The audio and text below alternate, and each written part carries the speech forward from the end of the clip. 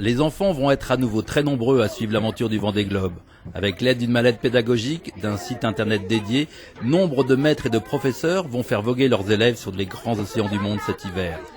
Beaucoup de petits Bretons ont eu également la chance de visiter les bateaux, comme ici à Lorient, où l'anglaise Samantha Davis s'est prêtée maintes fois à ce jeu de guide. Quand j'étais petite, que j'avais leur âge à l'école, j'adorais faire de la voile, mais des croisières, pas de courses. J'aimais regarder les courses et j'aimais bien l'idée d'un jour pouvoir en faire.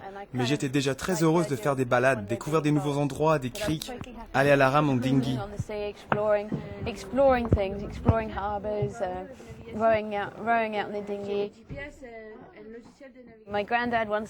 Mon grand-père d'un côté de ma famille est commandant de sous-marin et le grand-père de l'autre côté fait des courses de bateaux offshore.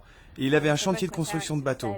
Alors mes deux parents font de la voile et ont toujours eu un bateau. J'ai eu de la chance d'avoir été élevé autour de bateaux et de me trouver sur un bateau. Pour moi, c'est une seconde nature.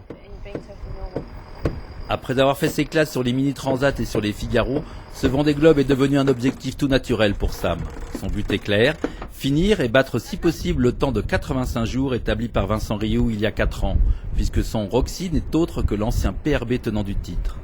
Mais c'est grâce à un fait marquant, survenu en 1992, que cette épreuve est entrée dans son univers. La première fois que j'ai entendu parler du Vendée Globe, c'est quand Bertrand de Brock a dû se recoudre lui-même la langue.